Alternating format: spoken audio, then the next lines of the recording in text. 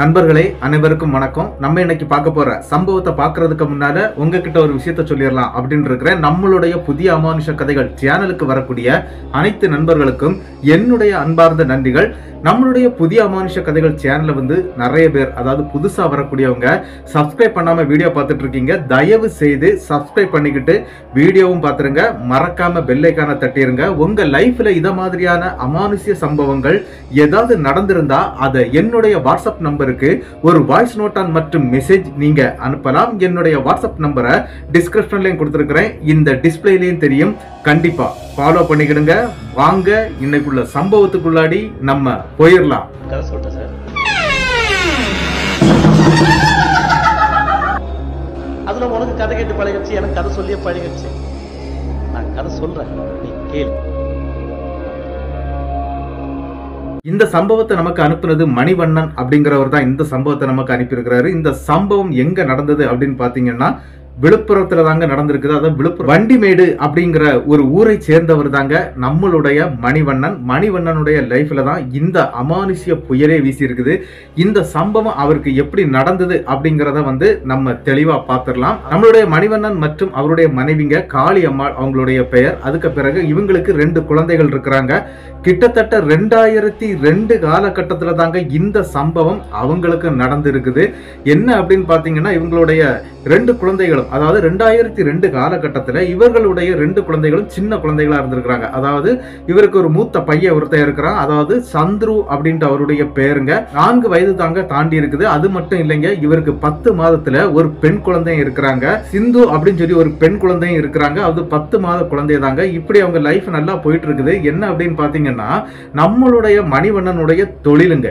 அவர் வந்து முட்டை வியாபாரம் பார்த்துட்டு இருக்கிறாரு. முட்டை வியாபாரம் அப்படின்னா ஒரு ஓனருக்கு கீழே தாங்க இவர் முட்டை வியாபாரம் பார்த்துட்டு இருக்கிறார். அதாவது விழுப்புரத்துல இருக்கக்கூடிய ஒரு பெரிய ஓனர், அதாவது இந்த முட்டை வியாபாரம் பண்ணக்கூடிய ஒரு ஓனருக்கு கீழே தாங்க வேலை பார்த்துட்டு இருக்கிறாரு. அந்த ஓனருக்கு விழுப்புரத்துல ஒரு முட்டை கம்பெனியே இருக்குது. அதாவது பெரிய கடை வச்சு நடத்துவாங்க இல்லையா, அந்த மாதிரி ஒரு கடையே இருக்குது. அங்க கிட்டத்தட்ட ஒரு 10-12 பேர் வேலை செய்யறாங்க. அதுல மேனான ஆளு அப்படின்னு சொன்னா நம்மளுடைய மணிவண்ணன் தாங்க மேனான ஆளா இருந்திருக்கிறாரு. அவருடைய வேலை அப்படின்னா அந்த 2002 காலகட்டத்தில் M80 பைக்ல பேக் சைட்ல வந்து முட்டை தட்டுகளை அடுக்கி கொண்டு போய் இதை என்ன பண்ணுவார் அப்படின்னா கடை கடையா கொண்டு போடுவாருங்க. இவங்களுக்கு அந்த ஒரு கமிஷனும் கிடைக்கும், அது போக மாத சம்பளமும் கிடைக்குங்க.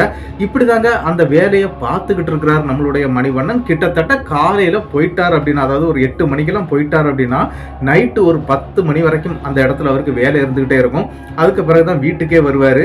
மத்தியான நேரம் கூட இவருக்கு வீட்டுக்கு வர்றது கிடையாதுங்க, கடைகள்ல சாப்பிடுறது அந்த மாதிரி தான் பண்ணிட்டு இருக்கிறாரு. அப்படிதாங்க ஒரு நாள் வருது. அதாவது இந்த சம்பவம் நடக்கக்கூடிய அன்றைக்கு என்ன நடக்குது அப்படின்னு பாத்தீங்கன்னா கிட்டத்தட்ட 10 மணி வரைக்கும் இவர் வேலையெல்லாம் பார்த்து முடிச்சிடுறாரு. அதாவது என்ன அப்படின்னா கடையில வந்து இந்த M80 பைக்கை கொண்டு கொடுத்துடணும். அவங்க கடையிலே வச்சு லாக் பண்ணிடுவாங்க. கிட்டத்தட்ட அந்த கடையில வந்து ஒரு 20 பேருக்கு மேல வேலை பார்த்துட்டு இருக்காங்க. இந்த மாதிரியான வேலைகள் தான், அதாவது இந்த முட்டையை கொண்டு கொடுக்கறது வாங்குறது இந்த மாதிரி வேலை பார்த்துட்டு இருக்காங்க. ஆட்டோயிலே முட்டைகள் போயிட்டு இருக்கும். அது மட்டும் இல்லை, இந்த மாதிரி கடையா கொண்டு போடுவாங்க. அதாவது கிட்டத்தட்ட ஒரு 10 கிலோமீட்டருக்கு உள்ள இருக்கக்கூடிய அந்த ஊர்களுக்கு உள்ள இருக்கும் இல்லையா கடைகள், அந்த மாதிரி கடைகளுக்கு கொண்டு போடுவாரு. அப்படிதாங்க இவர் வேலை பார்த்துட்டு இருக்கிறாரு. ஆனா இந்த சம்பவம் நடக்கக்கூடிய அன்னைக்கு அந்த 10 மணிக்கு வந்துடுறாருங்க. அப்படி வந்து நிற்கும் போது மற்ற நபர்கள் எல்லாருமே அவங்கவுங்க வேலையை முடிச்சுக்கிட்டு அங்கிருந்து கிளம்பிட்டாங்க. கடைசியா வர்றது இவர் தான். ஏன்னா இவர் தான் அங்க உள்ள மேனான ஆள் அப்படிங்கிறதுனால லாஸ்ட் வந்து ஓனருக்கு கூட கடையும் சாத்திக்கிட்டு, அதான் இந்த வண்டியை உள்ள வச்சுட்டு அப்படியே அந்த கடையை சாத்திக்கிட்டு அவங்க 2 பேரும் வீட்டுக்கு போயிடுவாங்க. அந்த கடையில இருந்து கிட்டத்தட்ட ஒரு 3/4 கிலோமீட்டர் தூரத்துல இவருடைய வீடு இருக்குங்க. அதனால இவரும் போயிடுவாரு. ஆனா என்ன நடந்துச்சு அப்படின்னு பாத்தீங்கன்னா அன்னைக்கு அந்த 10 மணி டைம்ல இவரு அந்த கடைக்கு வண்டியை கொண்டு வச்சுட்டு போயிடலாம் அப்படின்னு சொல்லிக்கிட்டு ஓனரை வந்து பாக்குறாருங்க. அப்ப ஓனர் ஒரு விஷயத்த சொல்றாரு. கிட்டத்தட்ட இங்க இருந்து ஒரு 9.5 கிலோமீட்டர், அதாவது கிட்டத்தட்ட ஒரு 10 கிலோமீட்டர் தூரத்துல இருக்கக்கூடிய ஒரு வீட்டுல வந்து நாளைக்கு காலையில பிரியாணி ஆர்டருக்கு கிட்டத்தட்ட 500 முட்டைகள் கேட்டிருக்காங்க. அது மட்டும் இல்ல, அது ஒரு பிறந்த நாள் வீடு அப்படிங்கிற மாதிரி சொல்லப்படுதுங்க. இந்த 500 முட்டைகளையும் நீ இப்பவே கொண்டு போய் கொடுத்தே ஆகணும் அப்படிங்கிற மாதிரி சொல்றாரு. இருந்தாலும் அந்த இடத்துல என்ன அப்படின்னு பாத்தீங்கன்னா மணி வேற 10 ஆயிடுச்சு. இவங்க முட்டை செட்டை வந்து எடுத்து வச்சிருக்காங்க. இவருடைய அந்த வண்டி, அதாவது அந்த M80 பைக்கு பின்னால வச்சுதாங்க கொண்டு போகணும். சரிப்பா நான் கொண்டு போயிடுறேன் அப்படிங்கிற மாதிரி சொல்றாரு. ஏன்னா ஓனர் பேச்ச தட்டாத ஒரு மனிதனா இருக்கிறாரு சொன்னாருங்க நம்மளுடைய மணிவண்ணன். அதனால அவர் சொன்னது மாதிரியே அந்த இடத்துல இந்த முட்டை செட்டை தூக்கிக்கிட்டு இவரும் கிளம்பிடுறாருங்க. அப்படி கிளம்பும் போது அந்த ஓனர் ஒரு விஷயத்த சொல்றாருங்க. என்ன அப்படின்னா, இந்த ஊருக்குள்ளோட போகக்கூடிய ஒரு ரூட் இருக்குப்பா, அந்த ரூட்ல நீ போயிட்ட அப்படின்னா கிட்டத்தட்ட உனக்கு ஒரு 6 கிலோமீட்டருக்கு உள்ளாடி அந்த இடத்தை நீ ரீச் பண்ணிடலாம் அப்படிங்கிற மாதிரி சொல்றாரு. இதை கேட்ட உடனே சரின்னு சொல்லி அந்த இடத்துடைய வழிகள் எல்லாமே கேட்டு தெரிஞ்சுக்கிறாரு. சரி நான் அந்த வழியிலே போயிடுறேன் அப்படின்னு சொல்லிக்கிட்டு அவர் அந்த கடையை விட்டு கிளம்பும் போது கிட்டத்தட்ட ஒரு 10:30 மணி ஆகுதுங்க. அங்க இருந்து கிளம்பி அவர் சொன்ன மாதிரியே போறாருங்க. அது என்ன அப்படின்னு பாத்தீங்கன்னா, ஒரு ஊருக்குள்ள போகக்கூடிய ஒரு தெரு ரோடு தாங்க. ஆனா என்ன அப்படின்னா, 2 ஊர் தாண்டின உடனே அந்த ரோடு வந்து முடிஞ்சிடும். அதாவது அந்த தார் ரோடு முடிஞ்சிடும். அதுக்கு பிறகு மண் ரோடுங்க. கிட்டத்தட்ட ஒரு 2.5 கிலோமீட்டர் வந்து மண் ரோட்ல தாங்க பயணிக்கணும். ஆனா இன்னொரு விஷயம் இருக்கு. என்ன அப்படின்னா, அதுக்கு அந்த 2.5 கிலோமீட்டருக்கு பிறகும் வந்து வீடுகள்லாம் இருக்குது. அதாவது அந்த பக்கம் ஊர் இருக்குது. அதனால நீ இந்த வழியிலே நீ போயிடுடா. அப்ப கிட்டத்தட்ட ஒரு 6 கிலோமீட்டர் தான் வரும். உனக்கு டக்குன்னு போயிட்டு வந்துடலாம், நீயும் வீட்டுக்கு போயிடலாம் அப்படிங்கறது மாதிரி அந்த ஓனர் சொல்ல இவரும் அந்த வழியா வந்துகிட்டு இருக்கிறாருங்க. கிட்டத்தட்ட அவர் என்ன பண்றாரு அப்படின்னா, ஃபர்ஸ்ட் ஊரை தாண்டிடுறாரு. அதாவது அந்த தெருவுகளோட வந்து அந்த ரோட்ல வந்து அந்த இடத்தையும் தாண்டி அடுத்த செகண்ட் ஹாஃப் இருக்கக்கூடிய அந்த ஊருக்கு கிட்டையும் வர்றாருங்க.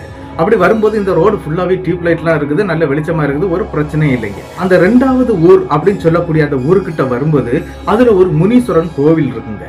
அந்த கோவிலை தாண்டும் போது அதாவது என்ன அப்படின்னு பாத்தீங்கன்னா, இந்த ரோடு வந்து அப்படியே உள்ள போயிடும். அந்த தார் ரோடு வந்து அந்த ஊருக்கு உள்ளாடி ஏறி போயிடும். ஆனா அதுக்கு பிறகு இவர் கிராஸ் பண்ணி அந்த மண் ரோட்டுக்குள்ள இறங்கணும். அந்த இடம் எல்லாமே இந்த சகதியா தாங்க இருக்கும். சகதியா இருக்கிறதுனால என்ன, அவருடைய அந்த M80 பைக்ல இருக்கக்கூடிய அந்த லைட் வெளிச்சத்துல தான் இவர் போய் ஆகணும். அவர் அந்த ஜங்ஷனுக்கு வேகமா வந்துடுறாருங்க. அப்படி வரும்போது அதுல ஒரு பெரியவர் இருக்கிறாரு. அவர் கிட்டத்தட்ட ஒரு 70 வயசு மிக்க ஒரு பெரியவருங்க. தலையெல்லாம் வெள்ள முடிங்க.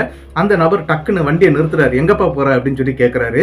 உடனே அந்த இடத்துல நம்மளுடைய மணிவண்ணனும் சொல்றாரு, இங்க இருந்து எனக்கு இந்த ஏரியாவுக்கு போக வேண்டியது இருக்குது, அதனால நான் இந்த ரூட்டுக்கு போயிட்டு இருக்கிறேன் அப்படின்னு சொல்லும்போது அந்த பெரியவர் வேண்டாப்பா நீ போகாத அப்படின்னு சொல்றாருங்க. என்னாச்சு அப்படின்னு சொல்லிட்டு கேட்கிறாருங்க நம்மளுடைய மணிவண்ணன். அவர் கேட்ட உடனே அந்த இடத்துல அந்த நபர், அதாவது அந்த பெரியவர் என்ன சொல்றாரு அப்படின்னா, தம்பியிலிருந்து ஒரு 1/2 கிலோமீட்டருக்கு அந்த பக்கத்துல வந்து ஒரு முனி சுத்திக்கிட்டு இருக்குது அப்படின்னு சொல்றாருங்க. அதாவது இந்த முனி வந்து உலாத்திக்கிட்டு இருக்குது அப்படிங்கிற மாதிரி சொல்றாரு. என்ன அப்படின்னா, அங்க இருக்கக்கூடிய முனீஸ்வரன் சாமியை வந்து யாரும் கிட்டத்தட்ட ஒரு 3 மாத காலத்துக்கு அந்த ரோட பயன்படுத்த வேண்டாம், அந்த முனியை நான் அடக்கின பிறகு நீங்க அந்த ரோட்டை பயன்படுத்திக்கலாம் அப்படிங்கிற மாதிரி சொல்லி இருக்கிறாருங்க. அந்த பக்கத்துல இருக்கக்கூடிய அந்த முனீஸ்வரன் கோயில தான் அந்த பெரியவர் காட்டி சொல்லிட்டு இருக்கிறாரு. இந்த மாதிரி எல்லாம் அந்த சாமி சொல்லி இருக்கிறாரு, நீங்க போகாதப்பா. கிட்டத்தட்ட 2 பெண்கள் வந்து என்ன பண்ணிருக்காங்க அப்படின்னா, அந்த காட்டு, அதாவது கருவேல காடுங்க, அது அவ்வளவுமே அந்த கருவேல காட்டுக்குள்ள விறகு வெட்ட போறவங்க பட்ட பகல்லே அந்த உருவத்தை பார்த்திருக்கிறாங்க. அதாவது அந்த முனியுடைய உருவத்தை பார்த்திருக்கிறாங்க. பார்த்து அலறி கத்திக்கிட்டு வீட்டுக்கு ஓடி வந்திருக்கிறாங்க. அதுல ஒரு பெண் இறந்து வேற போயிட்டாங்க அப்படிங்கறது மாதிரி எல்லாம் அந்த இடத்துல அந்த பெரியவர் சொல்றாரு. ஆனா நம்மளுடைய ஆள், அதாவது மணிவண்ணன் இருக்கிறார் இல்லையா, அவர் வந்து அப்படின்னு பாத்தீங்கன்னா பயங்கரமான அந்த ராகவேந்திரா சாமியுடைய பெரிய பக்தன்ங்க. அதனால அவருக்கு இந்த பயம்லாம் இல்லை. அவர் என்ன சொல்றாருன்னா, நான் இதெல்லாம் பார்த்து பயப்பட வேண்டிய அவசரமே இல்லை, எனக்கு முன்னாடி என் சாமி போயிட்டு இருக்கிறாரு, அதுக்கப்புறம் நான் எதுக்கு பயப்படணும் அப்படி இப்படி எல்லாம் பேசுறாரு. என்ன எதுவும் ஒன்றும் பண்ணாது அப்படின்னு சொல்றாரு. ஆனாலும் அந்த பெரியவர் சொல்றாரு, போகாதப்பா நீ சுத்திக்கிட்டு போ, ஒன்றும் பிரச்சனை இல்லை அப்படிங்கிற மாதிரி எல்லாம் சொல்றாரு. ஆனா இவர் கேட்கவே இல்லைங்க. அவருக்கு எப்படியாவது அந்த டைமுக்குள்ளாடி அந்த முட்டையை கொண்டு கொடுத்துடலாம் அப்படின்னு சொல்லிக்கிட்டு இவரும் அந்த இடத்தை விட்டு கிளம்ப ஆரம்பிச்சிடுறாரு.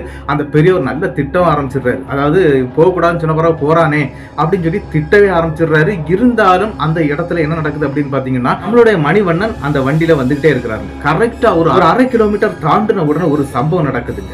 என்ன அப்படின்னு பாத்தீங்கன்னா, இந்த மரத்துல வந்து அருவா எடுத்து வெட்டும் போது ஒரு டக்னு ஒரு சத்தம் கேட்கும் இல்லையா, அந்த மாதிரியான ஒரு சத்தம் இவருடைய காதுக்கு அப்படி மெல்லியமா கேக்குது. அதுவும் இவர் காது பக்கத்துல கேக்குது. ஆனா அந்த சத்தம் எங்கேயோ இருந்து வந்தது மாதிரி இவருக்கும் தோணுதுங்க. அப்படியே இவரு அந்த வண்டியை வந்து அப்படியே ஓட்டிட்டு வந்துட்டே இருக்கிறாரு. அப்படி வரும்போது என்ன நடக்குது அப்படின்னு பாத்தீங்கன்னா, இந்த முட்டை அழுகி போனா ஒரு ஸ்மெல் வரும் இல்லையா, அந்த மாதிரியான ஒரு பயங்கரமான ஸ்மெல் இவருடைய மூக்குக்கு அடிக்குது. இவர் அப்படியே சுவாசிச்சு பார்த்துக்கிட்டே அந்த வண்டியை வந்து அங்க ஒரு 4 முக்கு ஜங்ஷன் இருக்குங்க. அந்த இடத்துல வந்து ஒரு 1000 வாட்ஸ் பல்ப் ஒன்று போட்டிருக்கிறாங்க. அந்த பல்ப் இருக்கக்கூடிய அந்த ஜங்ஷன்ல வண்டி அப்படி நிறுத்துறாரு. என்ன அப்படின்னா, இந்த நாற்றம் எங்க இருந்து வருது அப்படின்னு சொல்லிக்கிட்டு தான் நிறுத்துறாரு. ஆனா நிறுத்தின அடுத்த செகண்ட் ஒரு சம்பவம் நடக்குது. என்ன அப்படின்னு பாத்தீங்கன்னா, அந்த முட்டை வண்டியில இருக்கக்கூடிய முட்டை, அதாவது பின்னால இருக்கக்கூடிய அந்த முட்டை இருக்குது இல்லையா, அதுல இருந்து அந்த முட்டைகள் உடைந்து அப்படியே ஒழுக்கெடுத்து பாஞ்சுக்கிட்டே இருக்குது. இதெல்லாம் பாக்குறாரு. இது எப்படிடா உடைஞ்சது, நம்ம தான் குண்டு குழிக்குள்ளாடியே போடலையே, அப்புறம் எப்படி இந்த முட்டை உடைந்தது அப்படிங்கிற மாதிரி யோசிச்சுக்கிட்டு பின்னால போய் பாக்குறாரு. பார்த்துக்கிட்டு என்ன பண்றாரு அப்படின்னா, சரி ஒரு 50-60 முட்டை உடைஞ்சிருக்கும், ஒன்றும் பிரச்சனை இல்லை, நம்ம ஏதாவது சமாளிச்சுக்கலாம் அப்படின்னு சொல்லிக்கிட்டு வண்டியை மறுபடியும் எடுக்கிறதுக்கு ட்ரை பண்றாருங்க. வண்டி ஆஃப் ஆன பிறகு வண்டி ஸ்டார்ட் ஆகலைங்க. இவர் ரொம்ப நேரமா வண்டியை மிதிச்சு மிதிச்சு பாக்குறாரு, ஆனாலும் வண்டி ஸ்டார்ட் ஆகல. இவருக்கு பயங்கரமான ஒரு பயம் மனசுக்குள்ள வருது. என்னடா இந்த இடத்துல வந்து இப்படி வண்டி நின்னுடுச்சே அப்படின்னு சொல்லிக்கிட்டு இவர் மறுபடியும் ஸ்டார்ட் பண்ண தாங்க ட்ரை பண்றாரு. ஆனா வண்டி ஸ்டார்ட்டே ஆகல. என்ன நடக்குது அப்படின்னு பாத்தீங்கன்னா, வண்டியை ஸ்டாண்ட் போட்டு வச்சுக்கிட்டு வண்டியில இருக்கக்கூடிய அந்த பிளக்குன்னு சொல்லுவாங்க, அதெல்லாம் வந்து கிளியரா இருக்குதா, கியர் வந்து அதாவது கியர் வண்டி தாங்க இது, அப்போ கியர்லாம் கரெக்டா போட்டிருக்கிறோமா, அதாவது நியூட்ரல்ல இருக்குதா, இப்படி எல்லாமே செக் பண்றாரு. எல்லாமே கரெக்டா இருக்குது, நார்மலா இருக்குதுங்க. மறுபடியும் வண்டியை என்ன பண்றாரு அப்படின்னா, இறக்கிட்டு தள்ளிட்டு போயிடலாம் அப்படிங்கிற மாதிரி ஒரு எண்ணம் அவருக்கு தோணுதுங்க. வண்டியை ஸ்டாண்ட்ல இருந்து கீழே இறக்குறாருங்க. அதுக்கு பிறகு வண்டியை தள்ள முயற்சி பண்றாரு. வண்டி மூவே ஆகலைங்க, அப்படி டைட்டா இருக்குது. இது ஏன்டா வண்டி இவ்வளவு டைட்டா இருக்குது அப்படின்னு சொல்லிக்கிட்டு இவர் இன்னொரு விஷயத்த பாக்குறாரு. என்ன அப்படின்னா, இந்த பிரேக் ஷூ இருக்கு இல்லையா, அது வந்து ரைட் சைட்ல இருக்குங்க. அந்த பிரேக் ஷூ வந்து ஏதாவது ஆயிருக்குதா அப்படின்னு சொல்லிக்கிட்டு எட்டி பாக்குறாருங்க. அப்படி எட்டி பார்க்கும்போது உண்மையிலேயே அங்க ஒரு சம்பவம் என்ன அப்படின்னு பாத்தீங்கன்னா, அந்த பிரேக் ஷூ வந்து அப்படி டைட்டா இருக்குங்க. அதாவது இந்த பிரேக் மிதிக்கக்கூடிய அந்த பெடல் வந்து யாரோ மிதிச்சு வச்சிருக்கிறது மாதிரி அப்படி டைட்டா இருக்குது. இதையும் பாக்குறாரு. பார்த்துக்கிட்டு இது என்னடா இப்படி இருக்குதே அப்படின்னு சொல்லிக்கிட்டு மறுபடியும் ஸ்டாண்டு போடுறாருங்க. அப்படி ஸ்டாண்டை போட்டு வண்டியை தூக்கி நிறுத்தி விட்டுக்கிட்டு மறுபடியும் அந்த பிரேக் இருக்குது இல்லையா, அதை வந்து மேலே இழுத்து பாக்குறாரு. அது வரவே இல்லை, பயங்கர டைட்டா இருக்குது. இது எங்கேயோ ஸ்டக் ஆயிடுச்சு போல இருக்குதே அப்படின்னு சொல்லிக்கிட்டு இவர் அந்த பிரேக்கை பார்த்துக்கிட்டே இருக்கும்போது இன்னொரு அமானுஷ்ய திகில் சம்பவம் அவருக்கு நடக்குதுங்க. என்ன அப்படின்னு பாத்தீங்கன்னா, இவர் நிக்கக்கூடியது ஒரு 4 முக்கு ஜங்ஷன் அப்படின்னு நான் சொன்னேன் இல்லையா, அதுல இருந்து இவர் நிக்கக்கூடிய இடது பக்கத்துல இருக்கக்கூடிய ரோட்ல இருந்து ஒரு 10-20 ஆந்தைகள் வந்து அப்படியே கத்த ஆரம்பிக்குதுங்க. அது கத்தி கத்தி பறந்து வந்துகிட்டே இருக்குது. ஒரு நிலா வெளிச்சம் நல்லா இருக்குது. அது மட்டும் இல்ல, இந்த ஜங்ஷன்ல போட்டிருக்கக்கூடிய அந்த பல்ப் வந்து 1000 வாட்ஸ் பல்புங்க. அந்த மஞ்சள் கலர்ல நல்ல பெரிய பல்பா இருக்கும். அது தெருவிளக்கா இருக்கக்கூடிய அந்த பல்பு வெளிச்சத்திலையும் அவர் ஒரு விஷயத்த பாக்குறாருங்க. என்ன அப்படின்னா, அந்த ஆந்தைகள் ஒரு 100 மீட்டருக்கு அந்த பக்கத்துல இருந்து தான் கத்திக்கிட்டே இருக்குது. அப்படி கத்திக்கிட்டே இருக்கக்கூடிய ஆந்தைகள் இவரை நோக்கியே வர ஆரம்பிக்குதுங்க.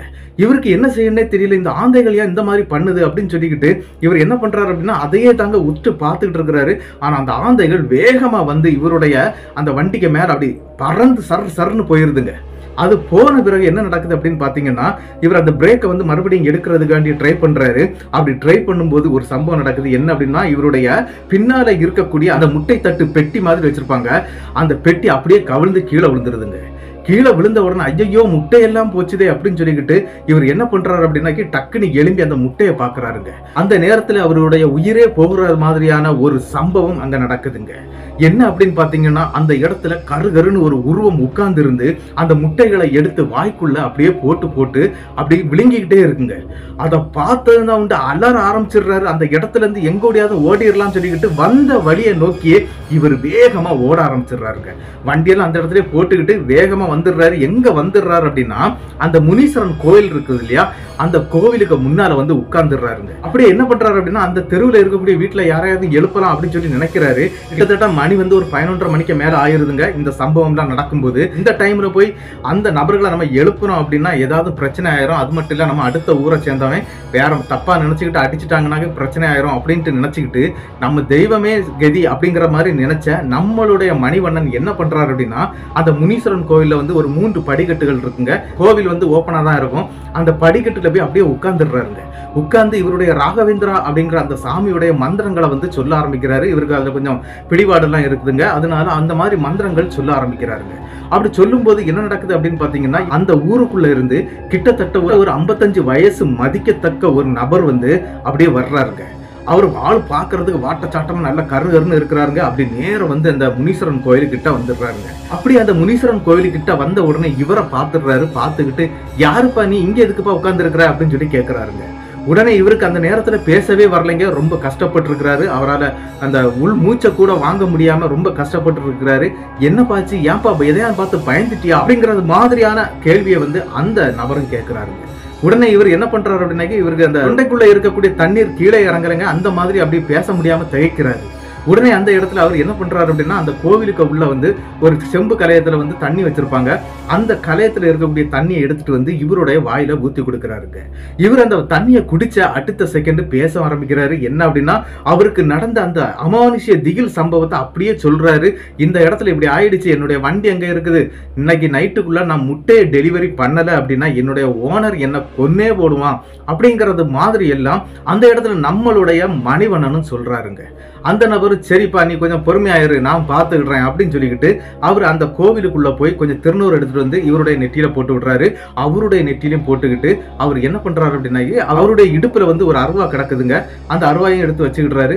சரிப்பா வாப்பா, லைட் எல்லாம் இருக்குங்க அந்த தெரு, அதாவது அந்த ரோட்ல வந்து மண் ரோடா இருந்தாலும் அங்கங்கேயா ஒரு லைட்டுகள் இருக்குது, வாப்பா என் கூட, நான் வந்து வண்டி எடுத்து தர்றேன், ஒன்றும் பிரச்சனை இல்லப்பா அப்படின்னு சொல்லி கூட்டிட்டு போறாருங்க.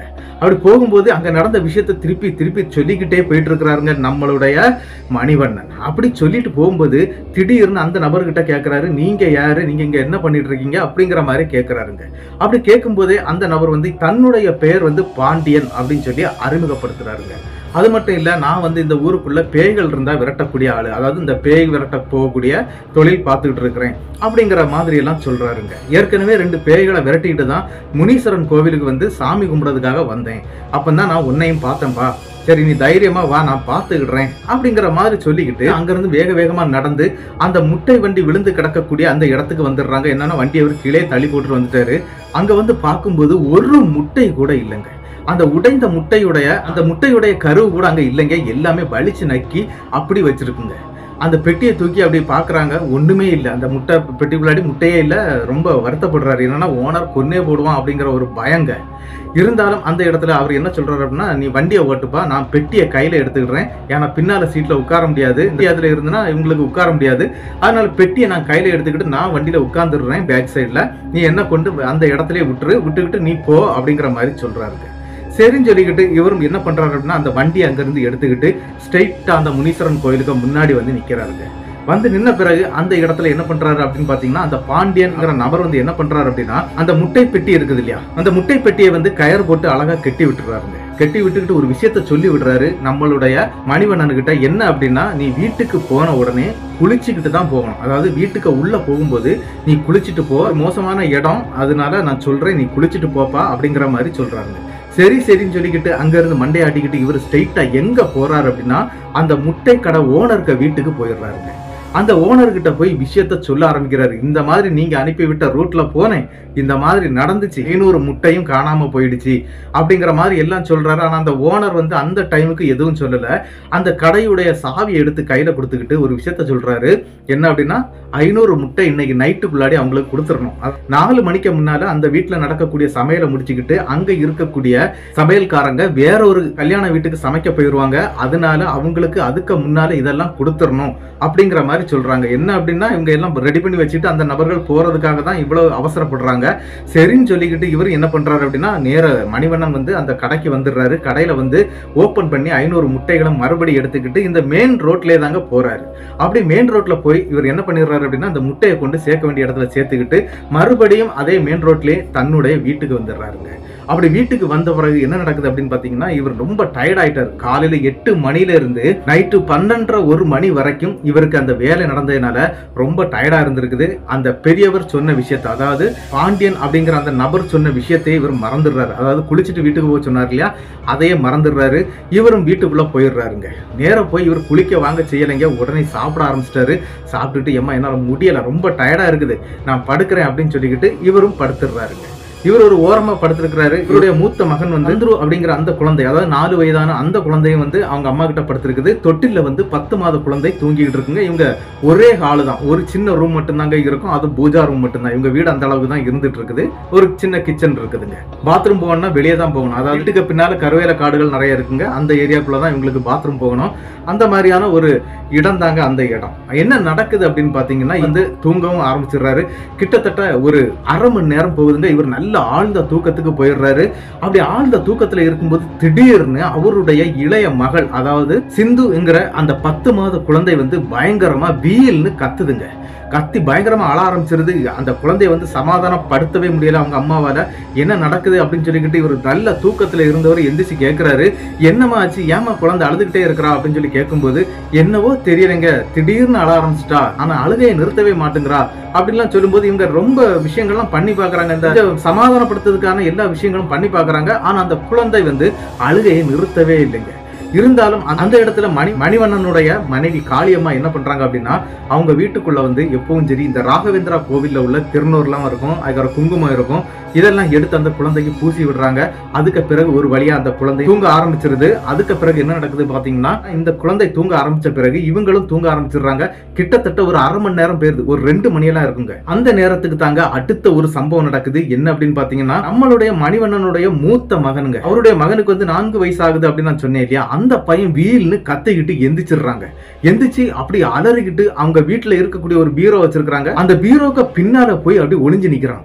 கையை வந்து நீட்டி நீட்டி காட்டுறான். எங்க அப்படின்னா அந்த வாசலை பார்த்து அப்படியே காட்டிட்டே இருக்கிறான். பயங்கரமா அழுறான். என்னடா ஆச்சு அப்படின்னு சொல்லிக்கிட்டு 2 பேரும் எந்திரிச்சு கேட்க, அந்த இடத்துல அந்த பையன் வந்து பூச்சாண்டி பூச்சாண்டி அப்படிங்கிற மாதிரி கையை காட்டிக்கிட்டே சொல்றாங்க. இதெல்லாம் பார்த்துக்கிட்டு ஒன்னும் இல்லப்பா அப்படின்னு சொல்லிக்கிட்டு இவங்க மறுபடியும் அங்க இருக்கக்கூடிய திருநூறு குங்குமம் இதை எல்லாமே அந்த மூத்த மகனுக்கும் போட்டு விடுறாருங்க. அப்படி போட்டு விட்ட அடுத்த செகண்ட், அதாவது கிட்டத்தட்ட ஒரு 10 நிமிஷம் போயிருது. அப்படி போன பிறகுதாங்க அந்த பையன் தூங்க ஆரம்பிக்கிறான். ஆனா என்ன நடக்குது அப்படின்னு பாத்தீங்கன்னா, ஒரு 2:30 மணியெல்லாம் தாண்டுதுங்க. அந்த நேரத்துக்கு அடுத்த ஒரு சம்பவம் அவங்க வீட்டுக்குள்ளாடி நடக்குது. என்ன அப்படின்னா, அவங்க மனைவி வந்து தனியா தான் படுத்திருக்காங்க. அதாவது அந்த குழந்தையோட மூத்த மகனோட சேர்ந்து தான் படுத்திருக்காங்க. பக்கத்திலே வந்து அந்த 10 மாத குழந்தை, அதாவது பெண் குழந்தை அப்படின்னு நான் சொன்னேன் இல்லையா, அவங்க தூங்கிட்டு இருக்காங்க. என்ன நடக்குது அப்படின்னு பாத்தீங்கன்னா, இவர் தனியா படுத்திருக்கிறாரு. ஆனா இவங்க வீட்டுக்குள்ளாடி வந்து அந்த 0 வோல்ட் பல்பு இருக்குங்க, அந்த வெளிச்சத்துல தான் தூங்கிட்டு இருக்கிறாங்க. அந்த நேரத்துக்கு அடுத்த சம்பவம் என்ன அப்படின்னு பாத்தீங்கன்னா, அவங்களுடைய மனைவி, அதாவது காளியம்மா இருக்கிறாங்க இல்லையா, அவங்களுடைய காலை வந்து யாரோ தடவிக்கிட்டே இருக்கிறாங்க. அப்படி அந்த தடவக்கூடிய சமயத்துல என்ன நடக்குது அப்படின்னு பாத்தீங்கன்னா, இந்த அம்மா வந்து கத்துறாங்க, சும்மா படுங்க அப்படிங்கிற மாதிரி கத்துறாங்க. இந்த சத்தம் வந்து நம்மளுடைய மணிவண்ணன் காதுல கேக்குதுங்க.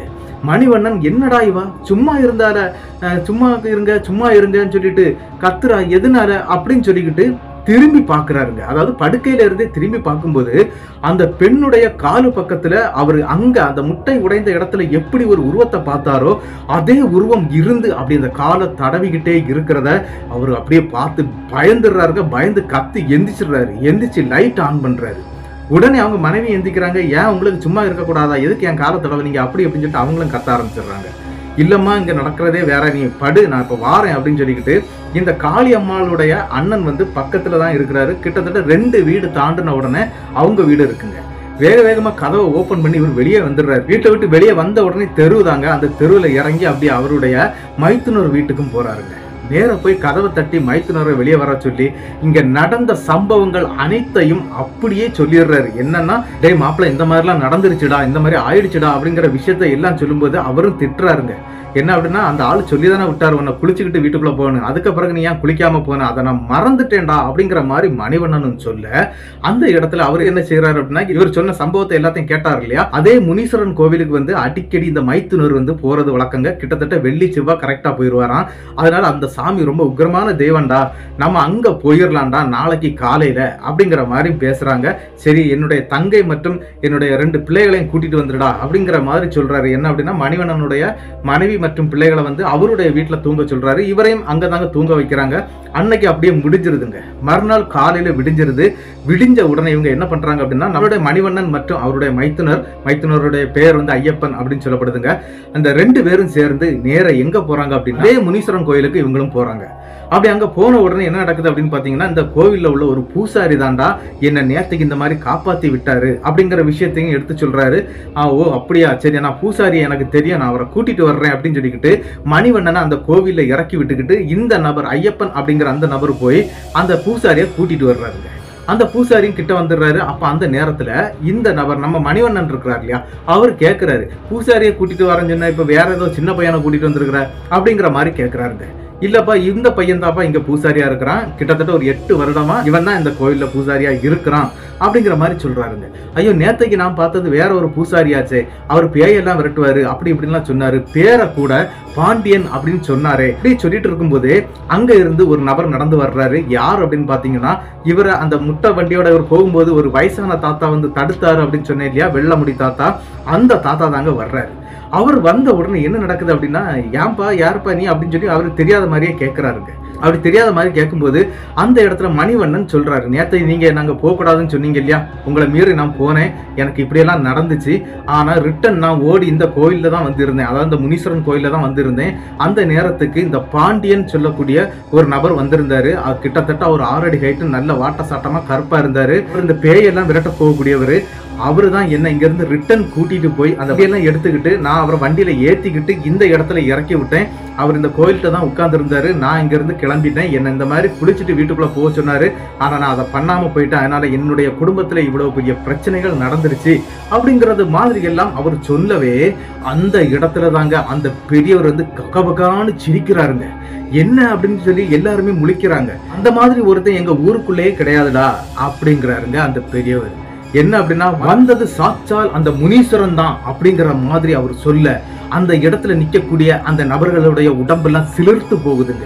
அதாவது புல்லரிப்பு ஏற்பட்டு அப்படியே திகைச்சிடுறாங்க. என்ன அப்படின்னா, இந்த அளவுக்கு அந்த சாமி வந்து பண்ணாரா அப்படிங்கிற அளவுக்கு அவங்களுடைய மனநிலைமை மாறுதுங்க. இல்லையா அவர் மனுஷன் தான், நான் பார்த்தேன் பேசினேன் அப்படின்னு சொல்லிக்கிட்டு நம்மளுடைய மணிவண்ணன் எடுத்து சொல்றாரு. சொன்னாலும் அந்த பெரியவர் பயங்கரமா சிரிச்சிடுறாரு. என்ன அப்படின்னா, இந்த முனீஸ்வரனுடைய பெயர் வந்து பாண்டியன் தாங்க, பாண்டி முனீஸ்வரன் தாங்க அங்க இருக்கிறது. அந்த சாமியை பத்தி அப்படியே கொஞ்சம் கதைகள்லாம் சொல்ல ஆரம்பிச்சிருக்கிறாரு அந்த பெரியவர். அவர் இந்த மாதிரி நிறைய விளையாட்டுகளை இந்த இடத்துக்குள்ளாடி நடத்தி இருக்கிறாரு அப்படிங்கிற மாதிரி எல்லா விஷயங்களும் சொல்ல ஆரம்பிச்சிடுறாருங்க. இதை கேட்டு அவருடைய உடம்பெல்லாம் புல்லரிச்சிருதுங்க. சரி இந்த மாதிரி பிரச்சனை ஆயிடுச்சு அப்படின்னு சொல்லிட்டு சொல்லும்போது, இன்னைக்கு சாயங்காலம் இந்த கோவிலுக்கான பூசை ஒண்ணு இருக்குது, அதை வந்து நீ பண்ணு, அப்புறம் உனக்கு பாரு எல்லாம் கிளியர் ஆயிரும் அப்படிங்கிற மாதிரி அந்த பெரியவர் சொல்லிக்கிட்டு அங்கிருந்து போயிடுறாருங்க. அப்படி சொல்லிக்கிட்டு அந்த பெரியவர் அங்கிருந்து போயிடுறாரு. அந்த பூசாரி கிட்ட இவங்க கேட்கறாங்க, என்ன அப்படின்னா இதுக்கு என்னெல்லாம் வாங்கணும் வைக்கணும் அப்படின்னு சொல்லி கேட்கும்போது, அந்த பூசாரி தாங்க ஒரு லிஸ்ட்டை போட்டு கொடுக்குறாரு. கிட்டத்தட்ட ஒரு 4 சாப கோழியை வாங்க சொல்லி இருக்கிறாருங்க. அதாவது இந்த நபருக்காக தான் அலி கொடுக்கறதுக்காக வாங்க சொல்லி இருக்கிறாரு. சரின்னு சொல்லிக்கிட்டு எல்லா பொருளும் வாங்கிக்கிட்டு மணிவண்ணனுடைய குடும்பத்தை அப்படியே கூட்டிட்டு வந்துடுறாங்க அந்த கோவிலுக்கு. அன்னைக்கு சாயந்தரம் கிட்டத்தட்ட 8:30 மணிக்கு மேல தாங்க அங்க பூசை கொடுக்கப்படுது. அப்படி அந்த பூசையில வந்து ஆடுறாருங்க முனீஸ்வரன் சாமி. அந்த சாமி யாருக்கு மேல ஆடுறாங்க அப்படின்னு பாத்தீங்கன்னா, அங்க பூசை கொடுக்கக்கூடிய பூசாரியுடைய அப்பாவுடைய உடம்புல தாங்க ஆடுறாரு. அப்படி ஆடும்போது என்ன சொல்றாரு அப்படின்னா, நேத்தைக்கு நான் அவன்கிட்ட சொன்னேன்டா குளிச்சுட்டு வீட்டுக்குள்ள போ அப்படின்னு சொன்னேன் இல்லையா, அப்படி நீ குளிக்காம போனதுனாலதான் அது உன்னை பின்தொடர்ந்து அங்க வரைக்கும் வந்துருச்சு. நீ குளிச்சுட்டு போயிருந்தனா அது அங்க இருந்தே திருப்பி வந்திருக்கும். ஆனா நீ வந்து குளிக்காம போனதுனால அது உன் குடும்பத்துக்குள்ளே பிரச்சனை பண்ண ஆரம்பிச்சிருச்சு அப்படிங்கறது மாதிரி எல்லாம் அந்த இடத்துல அந்த முனீஸ்வரன் சொல்றாரு. கிட்டத்தட்ட ஒரு 10-50 குடும்பங்களுக்கு மேல அங்க நின்று இருக்கிறாங்க இந்த சாமி கிட்ட அருள்வாக்கு கேட்கறதுக்கு. அப்படி அருள்வாக்கெல்லாம் சொல்லி முடிச்சு கிட்டத்தட்ட ஒரு 11:30 மணிக்கு மேல ஆகுதுங்க. அந்த நேரத்துக்கு தான் சொல்லுது. அதாவது நம்மளுடைய மணிவண்ணன் மற்றும் அவருடைய மைத்துனரான ஐயப்பன் இவங்களை எல்லாரையும் கூப்பிடுறாங்க. கூப்பிட்டு இந்த குடும்பங்கள் எல்லாம் இங்க இருக்கட்டும், நீங்க 2 பேரும் என் கூட வாங்க அப்படின்னு சொல்லிக்கிட்டு அந்த சாமி ஆடிக்கிட்டு நிக்கக்கூடிய அந்த நபருடைய மகன் தான பூசாரி, இவங்க எல்லாரும் சேர்ந்து அந்த ரோட்டை நோக்கி, அதாவது அந்த மண் ரோட்டை நோக்கி நடக்க ஆரம்பிக்கிறாங்க. அப்படி போகும்போது இந்த கோழி அதுக்கு பிறகு சில பூஜை சாதனங்கள்லாம் எடுத்துட்டு தாங்க போறாங்க. அப்படியே வேகமா நடக்க ஆரம்பிக்கிறாரு. மின் பக்கத்துல போறதே அந்த முனீஸ்வரன் தான், பின்னால்தான் இவங்க போயிட்டு இருக்கிறாங்க. அப்படி போயிட்டே இருக்கும்போது ஒரு 1/2 கிலோமீட்டர் வந்த உடனே அதுல இடது பக்கத்துல வந்து ஒரு பெரிய சுடுகாடு ஒண்ணு இருக்குங்க. அதாவது இந்த ஊருடைய சுடுகாடுங்க. அந்த சுடுகாட்டை நோக்கி அந்த சாமி உள்ள போறாருங்க. அங்க உள்ள போகும்போது பிரம்மாண்டமான ஒரு புளிய மரம் ஒண்ணு அங்க நிக்குதுங்க. அந்த புளிய மரத்தை பார்த்தாலே பயமா இருந்திருக்குது அந்த நேரத்துல நம்மளுடைய மணிவண்ணனுக்கு. இருந்தாலும் முனீஸ்வரர் முன்ன போறதுனால இவங்களுக்கு எந்த பயமும் இல்ல, பின்னாலதான் போயிட்டு இருக்காங்க. அந்த அடர்ந்த புளிய மரத்துக்கிட்ட போன உடனே இந்த முனீஸ்வரன் சாமி என்ன பண்றாரு அப்படின்னா, அந்த புளிய மரத்தை அப்படியே சுத்தி வந்திருக்கிறாரு. ஒரு சுத்தி வரும்போது ஒரு கோழியை வாங்கி வடக்கு திசையில போடுறாருங்க. அப்படியே அடுத்த சுத்தி வரும்போது இன்னொரு கோழியை வாங்கி மேற்கு திசையில போடுறாரு.